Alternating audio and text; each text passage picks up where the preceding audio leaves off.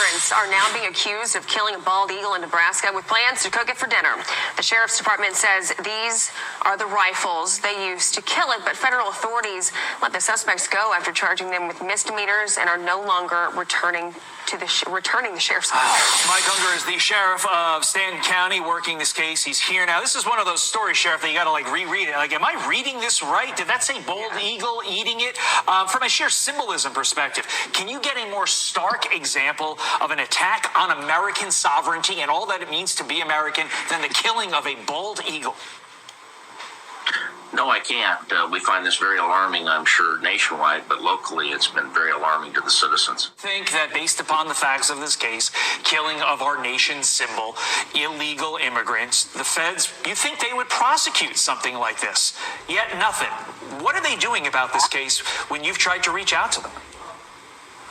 I have tried numerous times, and I have yet to speak to a human at the Nebraska field office in Grand Island and the regional office in Colorado. Huh. So you said they're hampering from you doing your job. Is it just because they're not answering the calls? Well, they're not answering the calls, and I think there's an uproar, at least again locally, that they have not taken action federally. It is a federal violation to kill a North American bald eagle. So to be clear, in addition to not responding to your calls, you're not aware of them doing anything outside of dealing with you on this case at all? I am not.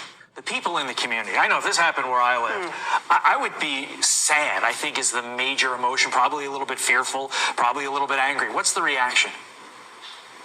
Again, people locally that I've talked to are quite upset, and they wish something to be done, and the federal government is the one that really has the authority and the ability to prosecute these gentlemen to the highest degree.